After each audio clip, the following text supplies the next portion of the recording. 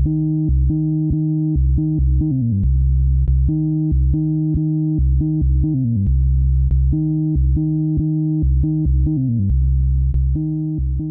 of all, vaccines do not cause autism. It's important to set the ground rules. But I'm going to start out by explaining the study that first kind of claimed to prove that vaccines cause autism and the background behind it. So,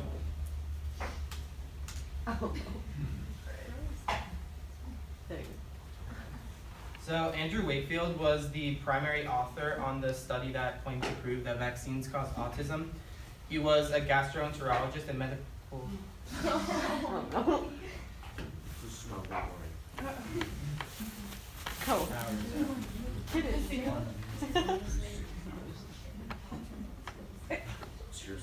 Yay! So, oh my God.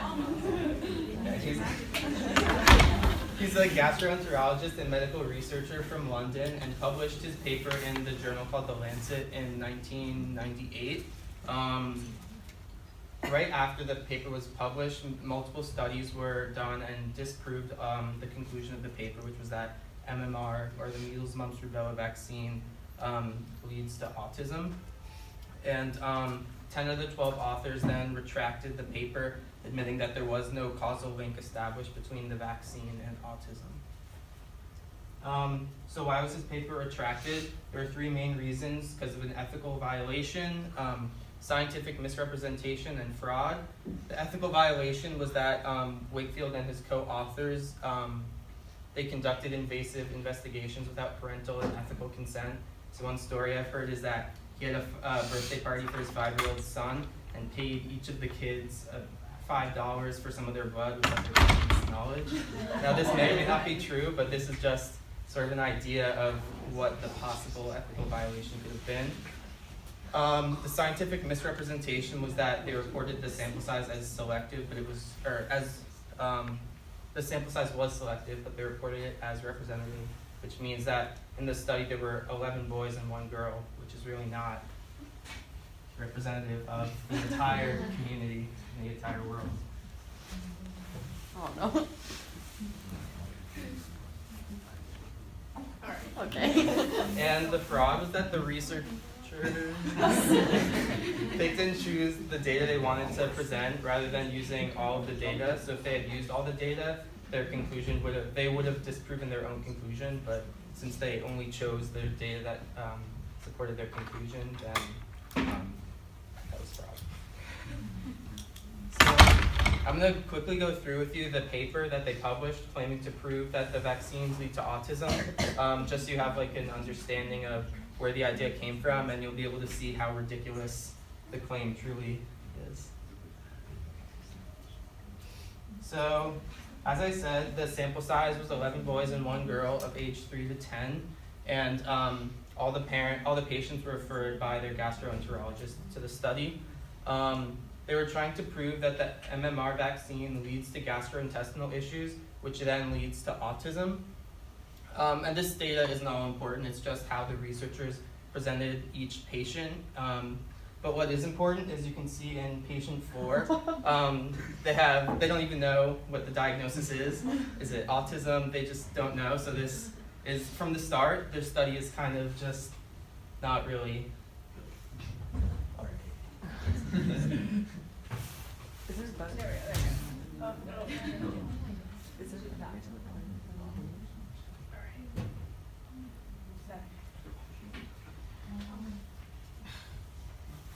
So,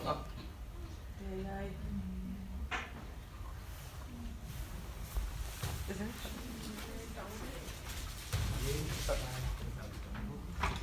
You could use someone else's computer, maybe.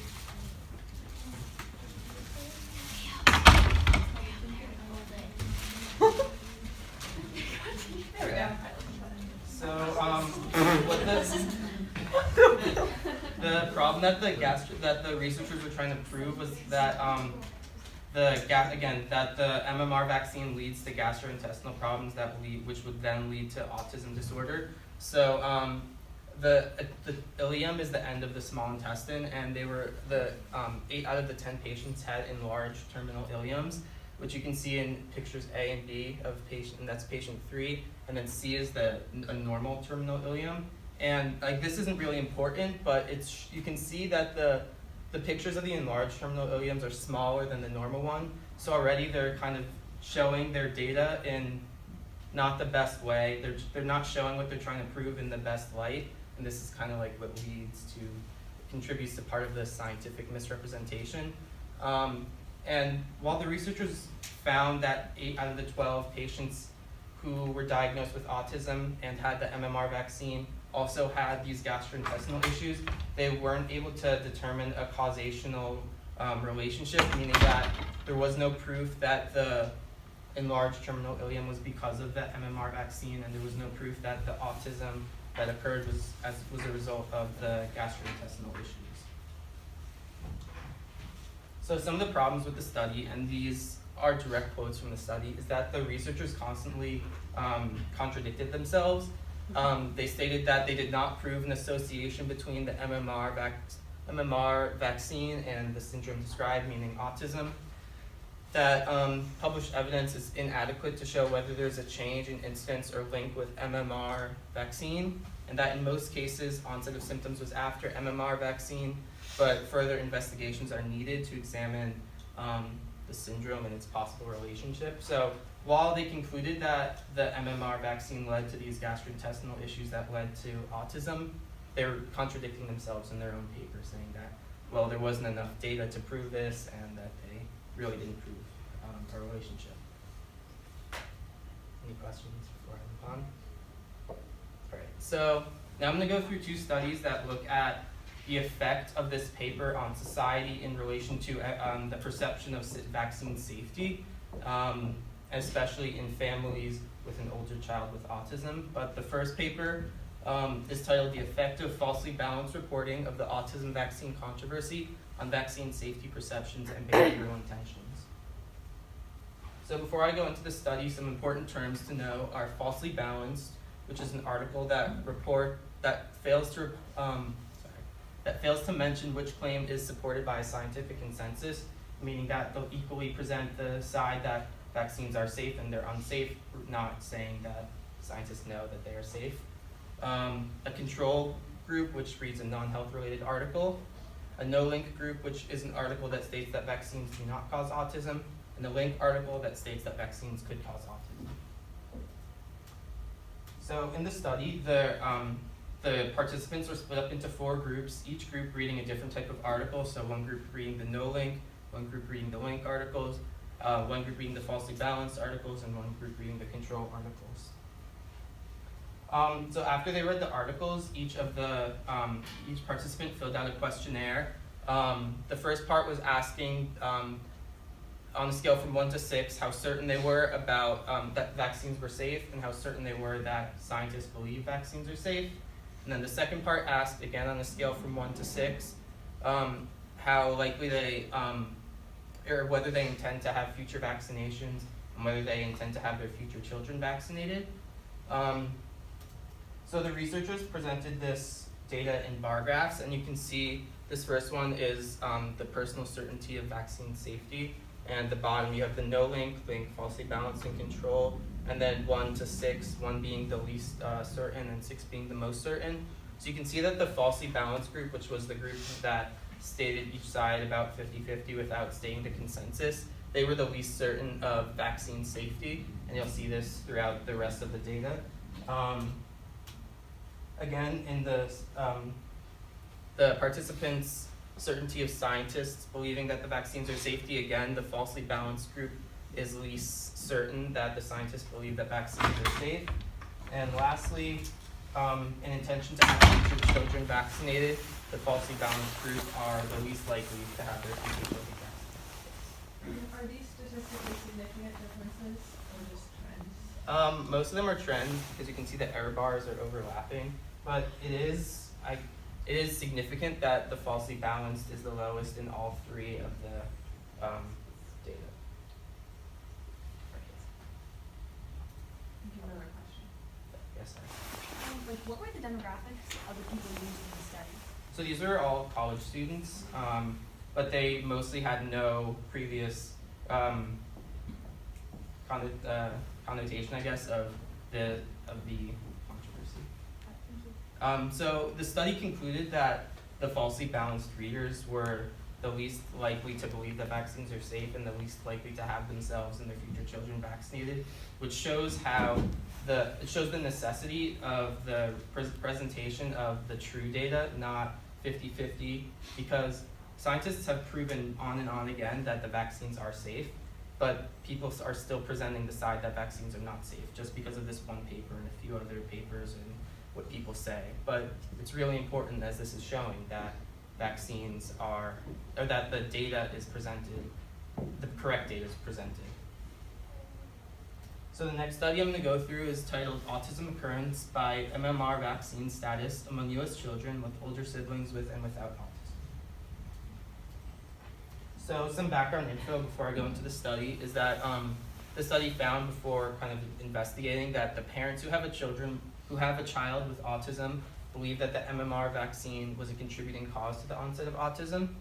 And something to keep in mind while I'm explaining this is that younger siblings who have an older sibling with autism are already at a genetic predisposition to have autism rather than the general population. So the study sampled around 96,000 children total, 2% of which had an older sibling with autism, and of that 2%, around 7% were diagnosed with autism themselves. And about 1% of children had autism diagnosed during follow-up, and about 1% were diagnosed with autism among those who did not have siblings, who had siblings without autism. So what's important to see here is that 7% of the children who had an older sibling with autism were diagnosed with autism, while only 1% of children without. So while this number is greater, this has nothing to do with the vaccine yet. It's just, again, as I mentioned, that the kids who have an older sibling with autism are at higher risk of getting autism themselves. So this is really the important part on the right here. They found that 84% of children with unaffected siblings had their first dose of MMR vaccine by age 2. And just for some context, the MMR vaccine has 2 doses, one between the age of 12 and 15 months, and one between the age of 3 and 5 years.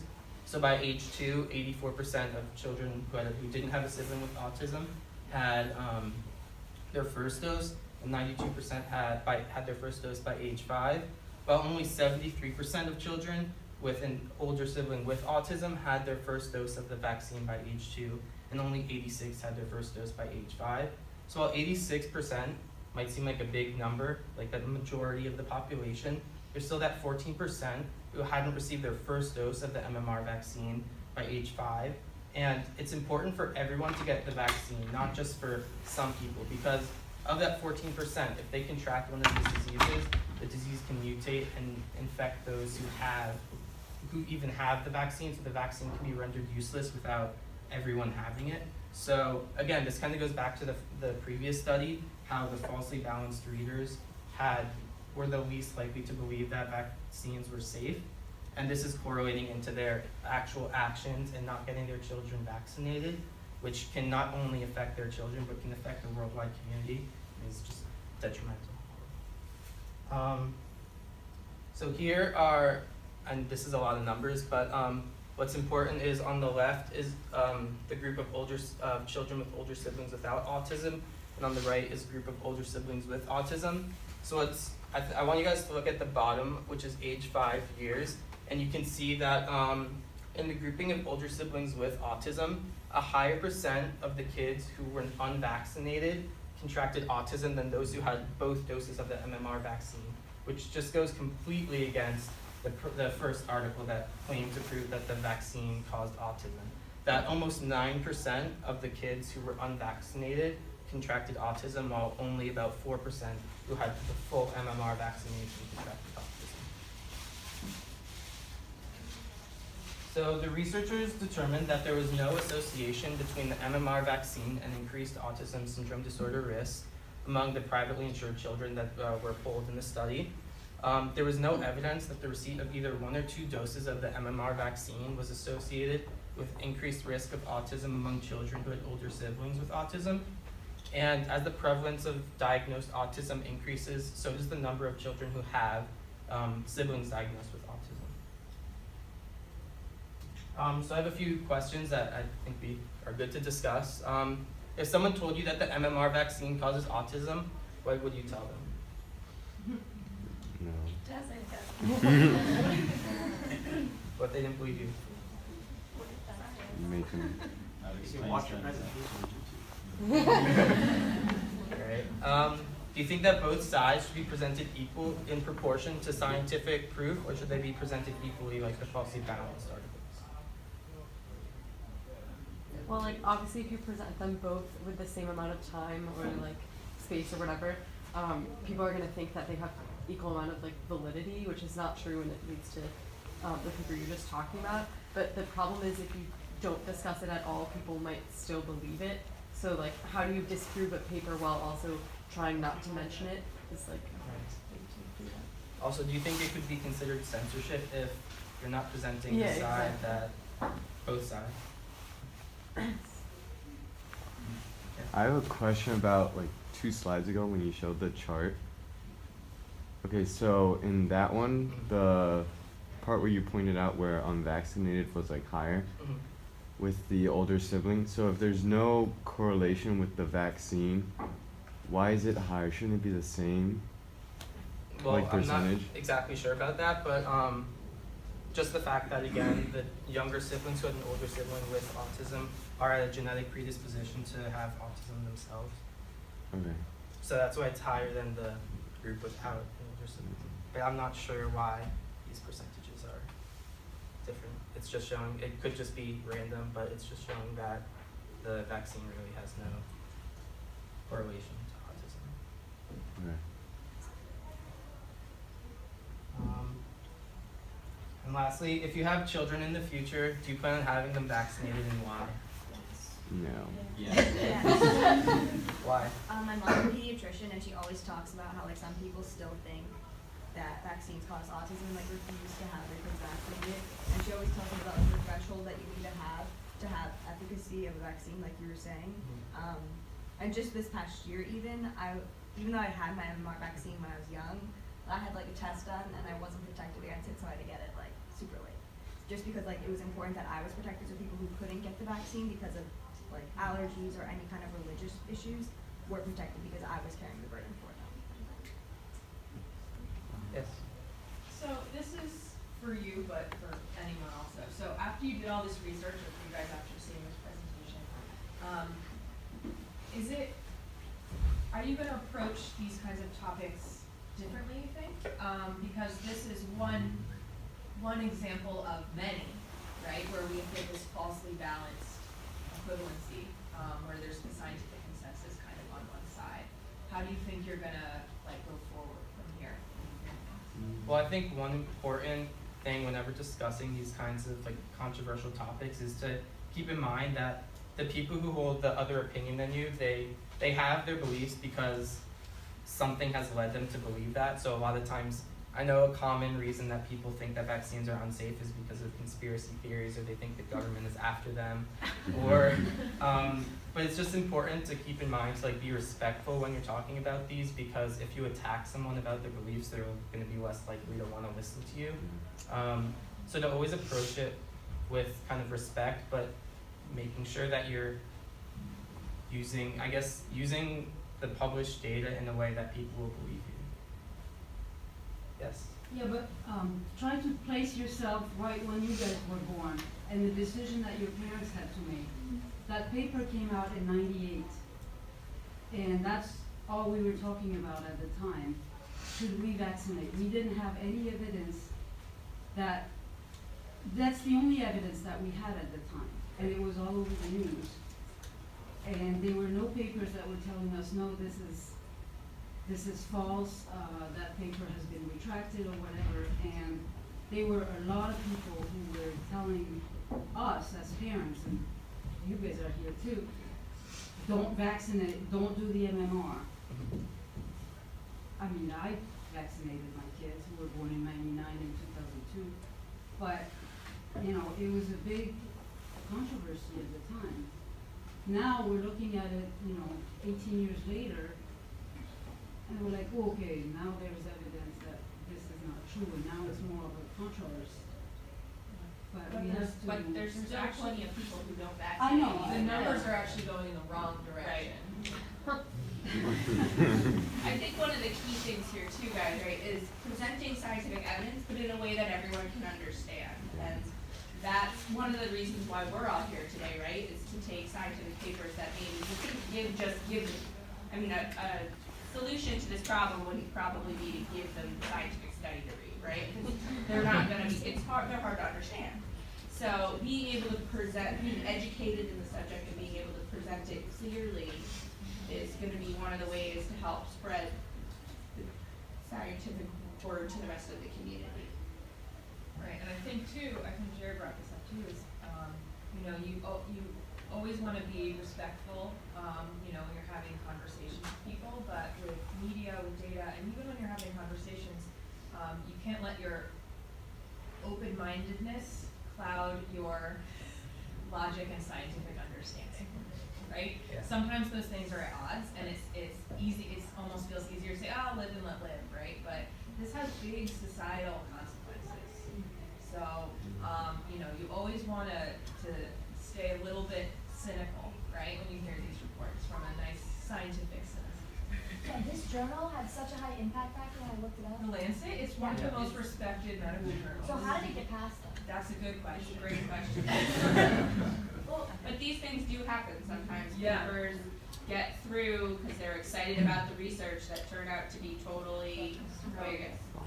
Didn't they technically, like, in their paper, they did say that, like, the conclusions that they were trying to find, they didn't find, isn't, like, the problem comes afterwards when, like, The media outlets and people Yeah, are then yeah. try and, like, pick and It's choose. both part of it. With this particular one, there was still a lot of strong advocacy from that doctor, that they do, and you did a lot of, press. So just some more information on him. He actually had to leave England and is now runs a clinic in Mexico. So. Yeah. Did he have to leave England, or did he? And this is also just interesting to see like the other side of like scientific inquiry and investigation, like how, while yes, that is the vehicle for all like major breakthroughs, there's kind of an ugly side to it, and just being mindful of it's really important, like especially now with like all the stuff you hear about GMOs and how it's not really good for people, but nobody really knows, stuff like that. It just makes me think of like other big things happening, and how the media has a huge role in how it affects people. Yeah, maybe we'll do a GMO presentation later. Right. Well, thank you for coming.